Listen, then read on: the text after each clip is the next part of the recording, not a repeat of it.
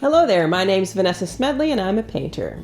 Well, today we are going to try out an absolutely brand new medium that I've only tried maybe once or twice before, and we're going to paint an Oklahoma Redbud with that, which they are rampant in Oklahoma, one of the very first things that you see during the springtime, and we're going to paint it with Inktense Blocks.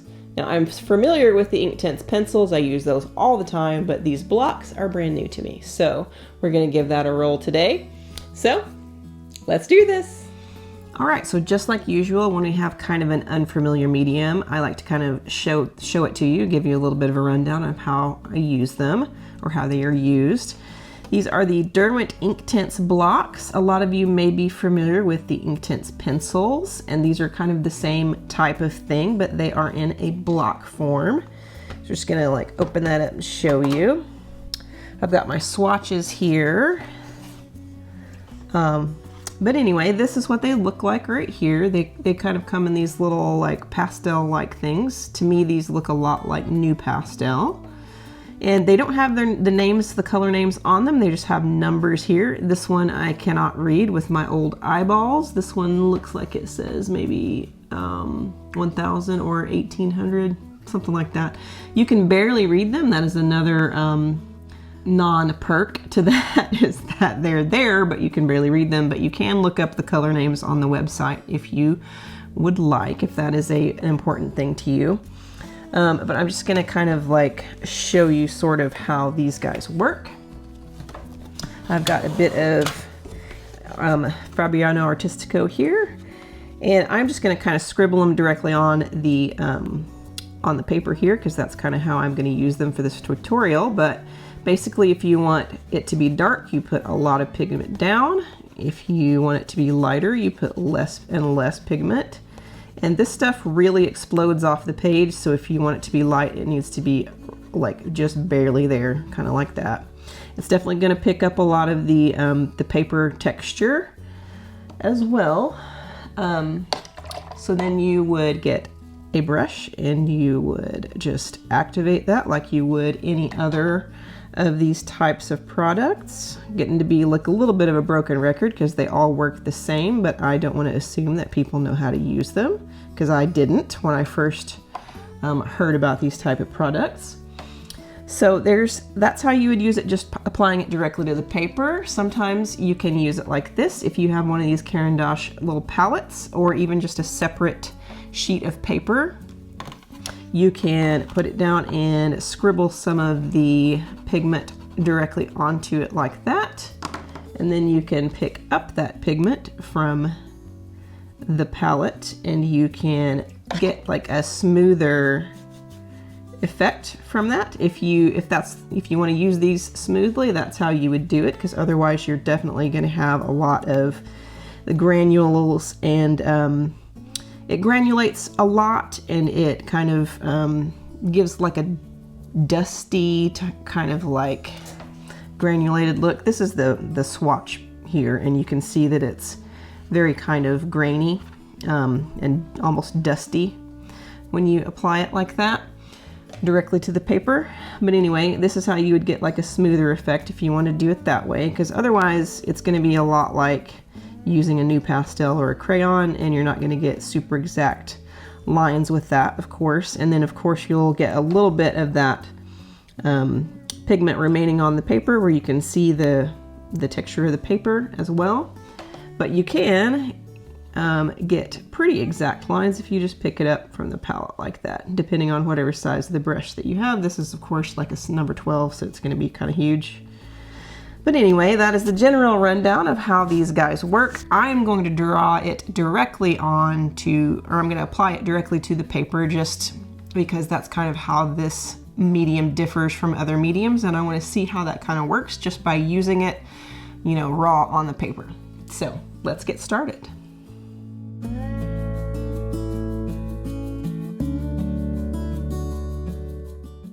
First off, I'm going to grab Iris Blue and I'm going to start on the sky. So I'm lightly applying that to the sky in kind of some sweeping cloud-like motions. Going to make it a little darker on the right side because it is in the photo.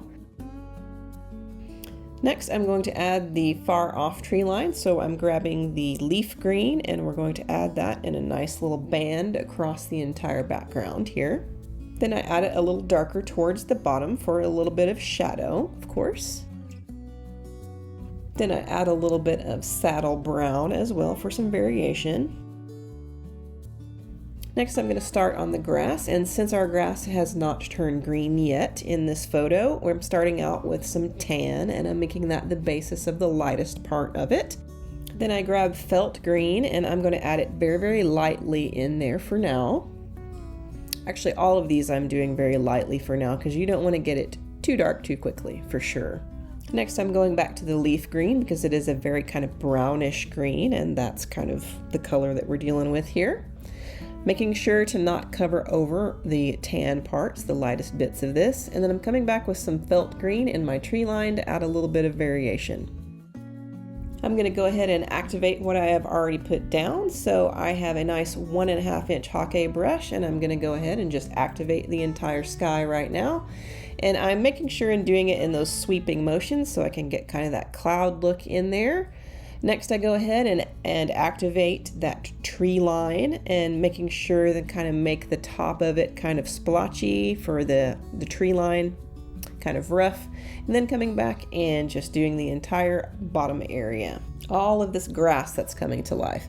And I don't want it to blend all into one big blob of the same color, so I'm making sure and wiping and rinsing my brush in between so that it doesn't all get too muddy.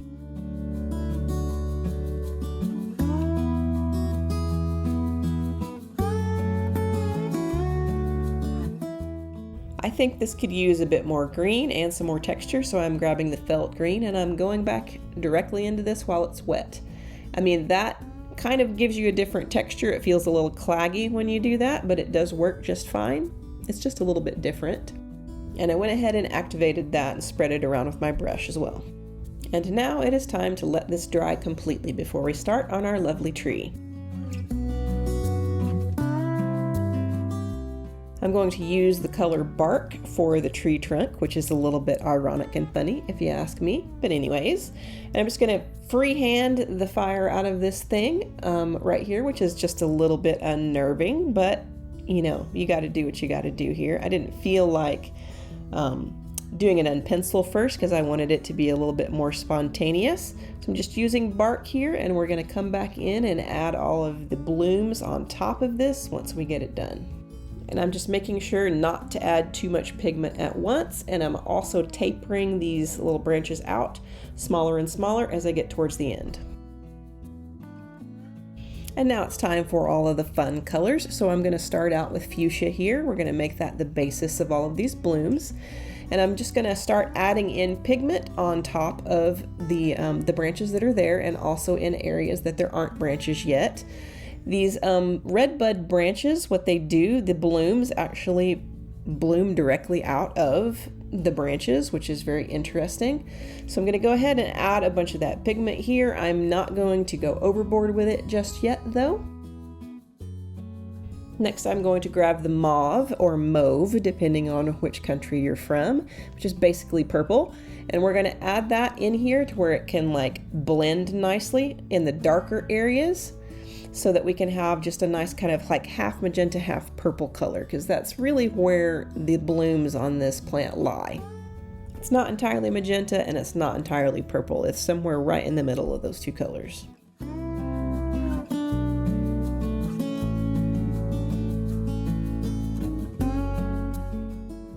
I decided it was looking a little sparse, so I decided to go ahead and bring some of the fuchsia back in here and thicken everything up. I'm going to go ahead and activate what we have so far because I just don't want to overdo it and add too much pigment. So as I'm activating this, I'm making sure and cleaning my brush often so that we kind of preserve some of the different colors in here for some variation. And I'm also making sure to kind of use little splotchy technique here to activate that so that we can see all the little blooms, because there's just little clusters of these things everywhere and we don't want it to just, you know, roll all into one big long branch or something weird like that. And I'm making sure to try to capture how these blooms and how these branches just kind of reach up, kind of almost like little tendrils into the sky like that. I just think it's gorgeous. Almost like little fingers reaching towards the sun. I don't know, maybe that's a little too deep. All right, now that we see what we have, I think we could go ahead and add some more of that mauve color back in here, just for some darker shadowy areas. And I'm going ahead and activating that as we go along.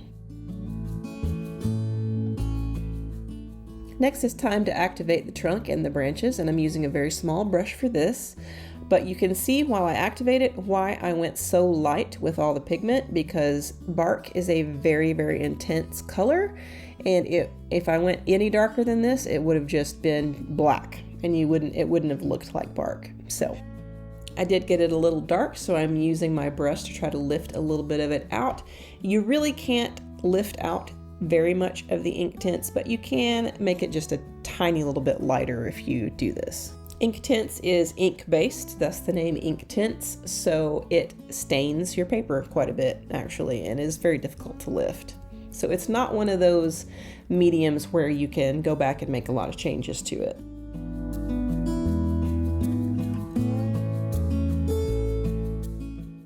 Next, I'm using the leaf green to come back in and give the grass area some more texture and a little bit more darkness and depth. We're going to activate that here in a minute, but I'm also going to do the same thing underneath this tree so that we've got some shadow, and then I'm going to make the sky just a little bit darker as well, just in this upper right hand corner. And I'm going to go ahead and activate that and blend it into the existing sky as well as I can. And then go ahead and activate all of the new grass area as well.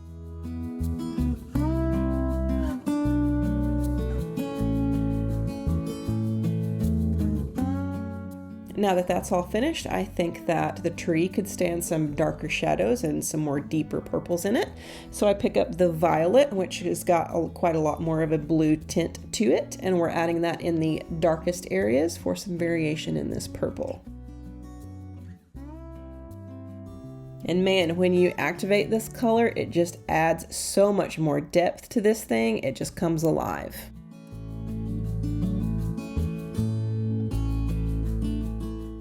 I'm going to add some tree trunks in the far off distance, but while I'm at it, I'm going to show you another way you can use these Inktense blocks. You can use a wet brush and just pick up the pigment right off of the blocks and add it right in there if you want to. It saves a fair bit of time, especially for just these tiny little details like this. And then I'm using the same technique of picking it up off of the stick and adding some leaf green underneath the trunks of these trees and then at the base of the canopies of the trees. I'm still picking it up directly off of the stick, and I'm adding some grass texture in here with the leaf green and maybe even a touch of the felt green. We're getting close to the end here, but I decided that this composition was just a little bit too lopsided and I needed something in the far distance on the right side. So I decided to go ahead and add in another redbud from a different photo that I had. And I'm using the bark and of course the fuchsia and the mauve and the violet. And we're just going to do the same process, but much smaller and in the distance and a little bit darker since it's farther away. You don't see that color quite so vividly when it's farther away from you.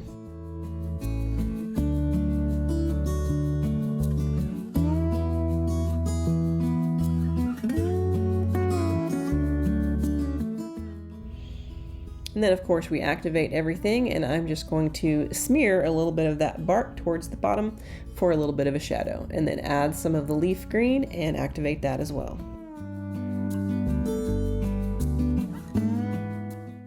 And here's the finished product, all dry and with the tape removed, and I must say that that was kind of a lot of fun. And it is definitely a little bit more impressionistic than what my normal sort of thing is. Kind of a lot like the daffodils that I did recently with the Neocolor 2, and you can click the link above to see that one if you'd like. But it was a lot of fun, and it comes off kind of impressionistic and loose, more of a loose fashion than I'm used to. And for this particular subject, for sure, I'm kind of loving all of that grainy texture that you get with this medium. So I'm going to go ahead and zoom up really close here so that you can see it, because I feel like you know, so far away you don't really get the whole sense of the thing. So here's you a nice, lovely slow motion zoom up for you.